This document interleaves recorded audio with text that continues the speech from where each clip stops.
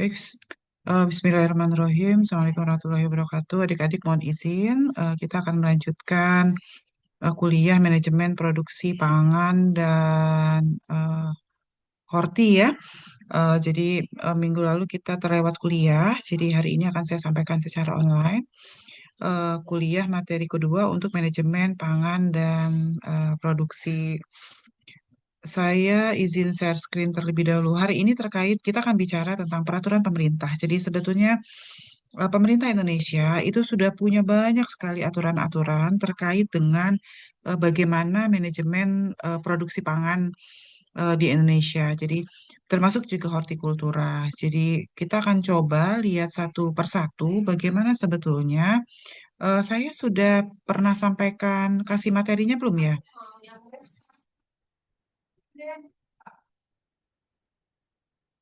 Materi nih saya sudah pernah kasihin belum ke mahasiswa atau saya belum pernah kasih materi soft file-nya maksud saya. Soalnya belum ada. Oh ya sudah nanti saya kirim ya. Jadi ini yang kedua. Jadi sebetulnya saya mohon izin eh, sebetulnya pemerintah itu sudah memberikan banyak perhatian. Nanti kita akan ketemu karena fokus kita adalah di pangan dan horti, maka saya cuma bahas untuk GAP pangan dan horti, kira-kira seperti itu. Tetapi nanti untuk teman-teman yang di perkebunan itu juga ada GAP karet, ada GAP sawit, ada sawit itu ada RISPO yang sebetulnya adalah salah satu applying dari bagaimana manajemen produksi pangan, manajemen produksi salah satu manajemen produksi perkebunan, kira-kira seperti itu. Jadi, eh, jadi pemerintah sebetulnya menaruh perhatian penuh gitu terhadap keamanan pangan. Jadi proses produksi, kemudian proses manufacturing, kemudian proses delivering, harvesting, itu semua sudah diatur. Bahkan tahunnya sudah lama. Jadi ini ada dua peraturan pemerintah sama-sama nomor 48 tahun 2006 dan 2009 yang bicara tentang bagaimana sebetulnya GAP pangan dan horti itu diatur di Indonesia. Nah, eh, apa yang mendasari pemerintah mengeluarkan GAP pangan dan horti yang tahun 2006 dan 2009 tadi? Yang pertama adalah adanya kesepakatan pertemuan pangan dunia yang diprakarsai oleh FAO tahun 2003, bahwa pertemuan itu menyatakan bahwa ada tiga tantangan utama pertanian. Pertama adalah peningkatan ketahanan pangan, mata pencarian, dan pendapatan penduduk. Yang kedua adalah pemenuhan peningkatan kebutuhan akan berbagai macam produk pangan yang aman. Dan yang ketiga, kenapa kita perlu aware dengan GAP? Karena di dalamnya mengandung unsur pelestarian sumber daya alam. Jadi harapan kita, kalau nanti petani applying GAP, pangan, horti, karet, ya sawit, itu semua kita applying menerapkan prinsip-prinsip GAP, harapannya kita tidak hanya dapat peningkatan pangan, petani punya mata pencaharian, menciptakan mata pencaharian, ada peningkatan pendapatan, kebutuhan pangan terpenuhi, tetapi sampai kepada aspek pelestarian sumber daya alam. Nah, dari hasil dari hasil pertemuan FAO tahun 2023 tadi apa tindak lanjutnya di Indonesia? Jadi kronologinya adalah langkah strategis di Indonesia. Waktu itu zaman pemerintahnya SBY dibentuklah awal disebut dengan program revitalisasi pertanian, perikanan, dan kehutanan. Lalu yang tidak direvitalisasi tidak hanya sektornya, tetapi juga penggeraknya. Maka muncullah program juga selain RPPK juga RPP, revitalisasi penyuluh pertanian. Jadi tujuan program ini dulu di tahun 2003 itu justru untuk mendukung applying successful. Jadi kita pengen proses aplikasi dari GAP pangan dan horti itu berjalan dengan baik, maka ada revitalisasi. Nah, apa pada waktu itu program revitalisasi penyuluhnya? Jadi payung hukumnya untuk revitalisasi penyuluh Undang-Undang Nomor 16 Tahun 2006 tentang Sistem Penyuluhan Pertanian, Perikanan, dan Kehutanan. Ini awal ya, saya cerita di tahun 2006, walaupun eh, tahun lalu pemerintah sudah mengeluarkan peraturan terbaru terkait dengan revitalisasi penyuluh. Nah, Program revitalisasi ini kemudian diarahkan untuk penataan lembaga penyuluh, peningkatan kuantitas dan kualitas, peningkatan kelembagaan kepemimpinan, peningkatan sistem penyelenggaraan penyuluh, pengembangan kerjasama antar sistem penyuluh, pertanian, dan agribisnis. Jadi sebetulnya program yang terkait dengan dukungan, supporting pemerintah untuk mencapai kesuksesan GAP Pangan dan Horti itu sudah banyak dilakukan. Nah, bagaimana dengan RPPK? Jadi kebijakan RPPK itu diwujudkan lewat Peraturan Menteri Pertanian RI. Ya, peraturannya ada dua, yaitu nomor 48 tahun 2009 mengenai GAP Horti dan nomor 48 tahun 2009 juga mengenai eh, pangan. Oh, ini salah nih kayaknya. Nanti saya cek lagi ya. Ini beda beda tahun. Nah, kemudian apa tujuan GAP pangan? Tujuannya tuh sama seperti yang dibahas minggu lalu. Pertama, meningkatkan produksi produktivitas, meningkatkan mutunya naik, meningkatkan efisiensi produksi, efisiensi sumber daya yang digunakan, mempertahankan kesuburan, mendorong petani dan kelompok tani memiliki sikap bertanggung jawab terhadap produk yang dihasilkan, daya saing, dan menjamin keamanan pangan. Sama, nah ini mirip ya, lihat nih sama tuh sumber daya, petani dan kelompok. Secara umum bunyi ini saya ambil dari isi dari peraturan menterinya. Jadi walaupun bunyi kalimatnya word by word tidak sama antara GAP Pangan dan Horti, tetapi eh, inti dari tujuannya sama. Kira seperti itu. Nah, ruang lingkupnya apa? Apa yang mau di GAP-kan? Nah, kalau petani itu ngomongnya gitu. Nah, mulai dari mana? Ternyata kalau kita mau dapat ini nanti ujung dari GAP Pangan dan Horti itu sekarang sertifikat prima ya. Nanti kita dibahas di pertemuan keempat. Yang disiapkan itu mulai dari lahan, benih, cara nanam, cara mupuk, perlindungan tanaman, pengairan, pengelolaan pemeliharaan, panen, pasca panen, alat dan mesin, pelestarian lingkungan, tenaga kerja, fasilitas kebersihan, bahkan pengawasan dan pencatatan. Jadi, bahkan kalau kita mau dapat sertifikat prima, kita tuh harus betul-betul tahu satu produk yang sampai ke kita itu ada kronologis kejadiannya, bisa di-scan. Nah, itulah yang paling baik, yang paling lengkap dari pemenuhan semua hal yang ada di GAP Pangan dan Horti. Bisa ditelusuri, kira-kira gitu. Kita lihat satu-satu. Bagaimana penyiapan kebun? Maka cara mengolah kebunnya harus benar, penerapan konservasi lahannya benar, penyiapan benih, pakai benih bermutu dan varietas unggul, kemudian penerapan teknik penanaman yang baik, itu semua harus diperhatikan. Pemupukan juga sama, disarankan untuk menggunakan aplikasi. Kalau misalnya anorganik, dia harus berizin, kemudian harus sesuai anjuran, tidak boleh berlebihan, ya. Nah, ini kalau di organik diproses dengan benar cara buat pupuk organiknya. Pengairannya juga sama. Kita harus punya aliran irigasi atau drainase untuk ngeluarin limbah. Pemberian air sesuai kebutuhan dan tidak bertentangan dengan peruntukan air masyarakat. Jadi tidak boleh karena ada lahan kita, masyarakat sekitar jadi nggak kekurangan air. Nah, itu komponen-komponen gap yang harus kita bangun. Lalu ada komponen perlindungan tanaman juga sama, bahkan sekarang ada PHT, ada penyuluh OPT ya yang untuk memantau kemungkinan terjadinya kerusakan tanaman karena gangguan pengganggu tanaman. Semua dipantau, tidak boleh melebihi batas. Lalu panen juga sama, panennya tuh harus kalau kalau di kementerian atau di dinas itu ada istilah 5P, 5T, tepat waktu, tepat cara, tepat wadah, tepat alat, tepat pelaksanaan. Jadi terus habis dipanen, dibersihkan, cara membersihkannya benar. Mohon maaf, sortasi dan pengkelasan, kalau pengepakan. Kemarin saya cerita kalau apa namanya kubis yang dari pagar alam itu pengemasannya masuk dalam truk, habis masuk ke dalam truk, kemudian dikasih semen putih, misalnya gitu. Itu kan nggak memenuhi prinsip-prinsip GAP. Lalu, mohon maaf. panen, lalu pelestarian lingkungan juga sama. Tidak boleh aktivitas agribisnis, aktivitas pertanian yang kita lakukan itu merusak ekosistem, merusak eh, plasma nutfa yang ada di sana, gitu. Maka harus ada SOP. Nanti teman-teman, Bapak Ibu semua, ini SOP-nya banyak.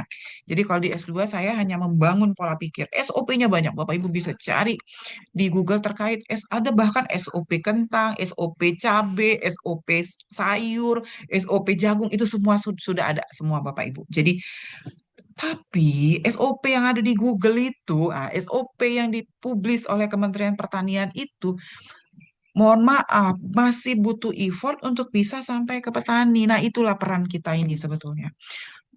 Saya berharap sebetulnya dengan makin banyaknya mahasiswa-mahasiswa S2 bukan hanya berkaitan dengan pengembangan individu karir teman-teman Bapak Ibu mahasiswa, tetapi juga punya kontribusi untuk meningkatkan taraf hidup petani. Lewat apa? Lewat perbaikan cara produksi, lewat perbaikan cara panen, lewat perbaikan cara processing pasca panen. Nah, itu tuh hal-hal sederhana yang ternyata petani itu banyak banget nggak tahu. Petani itu ternyata ketika mereka melaksanakan usaha tani, ya betul-betul hanya berdasarkan literasi yang dikasih oleh orang tuanya dulu. Kalau uang tua kami dulu, mak ini bu, gitu. Kalau uang tua kami dulu, mak ini bu, ya jadi itulah yang kami jalankan sekarang. Terlepas dari banyak sebetulnya dari lokal wisdom yang dijalankan oleh orang tua mereka itu sebetulnya punya makna positif. Nah, kalau dijalankan sesuai dengan local wisdom yang diajarkan. Tetapi kadang-kadang local wisdom yang dijalankan itu juga kebablasan. Contohnya kebijakan bakar lahan. Nah, itu juga sebetulnya awalnya bagus, tapi kalau dia kebablasan untuk lahan yang lebih luas, nah jadinya CO2-nya naik ke udara, pemanasan global, polusi udara. Jadi, siapa yang menyusun tim SOP? Banyak stakeholder yang terlibat, tergantung kebutuhan SOP yang mau disusun itu apa. Ya, kalau berkaitan dengan manajemen alsintan petani, diberi bantuan combine harvester, petani diberi bantuan traktor untuk ngolah lahan, maka ada SOP penggunaan dan pengujian mutu alat. Petani tidak boleh menggunakan pestisida atau herbisida berlebihan. Maka ada SOP yang akan dikeluarkan oleh atau didukung oleh para POPT ya. Nah, adakah SOP yang tadi saya sudah bahas? Ada SOP-nya macam-macam, banyak banget. Nanti Bapak Ibu bisa cari. Itu luar biasa lengkap SOP-nya. Walaupun memang butuh effort untuk kemudian SOP ini sampai di tingkat petani. Salah satunya lagi, kita bawa ke petani itu SOP, jangan bawain yang banyak-banyak, Bapak Ibu. Bawanya yang satu lembar aja. Karena kalau bawa yang banyak-banyak, tidak akan dibaca. Atau bahkan kita bawa satu lembar saja, petani akan bilang, coba Bu, cerita ke baik. Itu tuh hal-hal sederhana gitu, tantangan-tantangan praktis yang ketika kita lakukan, kita sudah buat gambar bagus-bagus dalam bentuk flyer gitu. Bapak lihat ya Pak, coba Bu Ibu cerita ke Bae. Itu juga, oh iya Pak begini begini. Itu di tahap awal, kira-kira seperti itu. Nah, jadi ini salah satunya adalah eh, salah satu Indogap itu adalah salah satu penanggung jawab di Indonesia ya yang kemudian di awal ya di tahun 2015 itu mendapat amanah untuk bisa memanage ya, memanage bagaimana SOP Horti, pengembangan produk Horti itu kemudian bisa diterapkan bagi petani-petani Horti yang ada di Indonesia. Jadi nanti bisa di-download. Nah, ini aktivitas Indogap, ada SOP budidaya, registrasi lahan, sertifikasi produk.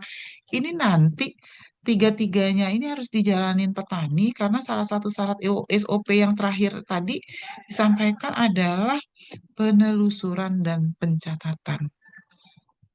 Jadi bagaimana kita mau tahu petani itu memang lahannya baik, maka dia harus memenuhi SOP yang terkait dengan registrasi lahan, SOP yang terkait dengan budidaya, dan SOP yang terkait dengan sertifikasi produk. Ya, itu materi kita hari ini. Silakan Bapak Ibu, teman-teman semua, kalau ada yang ingin ditanyakan. Ada, silakan. Izin Bu Ya, bertanya. silakan Mbak, silakan. Dari minggu lalu dan minggu ini juga Bu sudah banyak sekali pencerahan yang disampaikan terkait GAP ini ya Bu ya. Mm-mm. Nah, cuma memang ada beberapa eh, apa yang belum kami ketahui. Memang ini hal baru Mm, juga bagi kami Bu. mm, Eh, ini kan tujuan GAP-nya adalah supaya produk yang dihasilkan itu tentunya memiliki kualitas yang baik sehingga dia memiliki harga jual yang tinggi juga Bu ya dan bisa keluar internasional dan diterima di pasar modern gitu ya. Nah, cuman setelah mereka petani ini mendapatkan sertifikat, mm-mm. apakah ada dari sisi pemerintahnya sendiri itu eh, untuk tetap biasanya Bu ya setelah dapat sertifikat itu kan apakah ada tim yang melakukan pengawasan. Jangan-jangan takutnya ya Bu, setelah mereka mendapatkan sertifikat untuk mungkin 1 2 tahun mereka tetap menjalankan. Nah, dikhawatirkan untuk 5 tahun ke depan ini tidak dilakukan lagi. Uh, Misal ini pemberian pupuk tidak sesuai standar GAP gitu kan. Nah, apakah ini di sisi pemerintahnya ada tim pengawas atau seperti apa Bu? Jika terjadi pelanggaran, apakah ada sanksinya Bu? Baik, Itu saja baik, Bu. baik. Oke. Terima kasih Mbak. Ini menarik banget pertanyaannya Mbak Yosi. Jadi sama kira-kira mirip kayak akreditasi program studi, kira-kira seperti itu. Tentu sertifikat yang diberikan oleh pemerintah itu nanti nggak terus-menerus, misalnya petani begitu dapat ISPO kemudian sudah lepas, nggak. Karena akan terus dilakukan pemantauan. Jadi nanti di pertemuan keempat, sebentar ya saya share, kita akan belajar, saya akan coba sharing. Jadi kalau di S2 ini sebetulnya saya akan coba sharing, Mbak. Jadi bagaimana sebetulnya, ini kalau produk segar, sebentar ya. Ini contoh saja ya, bahwa nanti itu ada pembinaan dan ada pengawasan. eh di mana? Nah, ini nih. Nanti akan ada pembinaan dan ada pengawasan. Jadi tentu begitu dapat sertifikat, nggak mungkin eh, kemudian petani itu dilepas. Jadi kemudian sudah dapat sertifikat, oh, bebas lepas sudah nggak aplikasi lagi, nggak. Jadi tetap akan ada pengawasan di dalamnya. Dan bagaimana proses pengawasan itu nanti akan saya bahas di pertemuan kita yang keempat. Kira-kira seperti itu. Tapi terima kasih Mbak. Pertanyaannya tuh betul-betul apa menunjukkan bahwa Mbak Yosi aware gitu dengan persoalan ini. Jadi itu adalah salah satu hal penting dari bagaimana kami gitu sebagai pengajar membuka mindset mahasiswa. Masalah mahasiswa pinter atau tidak itu sudah urusan belakang, tetapi membuka mindset itu adalah yang terpenting, melakukan literasi kepada mahasiswa, kemudian berharap mahasiswa kemudian akan melanjutkan literasi-literasi tersebut ke halayak yang lebih luas, menurut saya itu adalah salah satu yang dampaknya lebih penting. Terima kasih, Mbak. Ada lagi mungkin Mbak Sela atau Mas Febrian, silakan. Ada yang mau ditanyakan?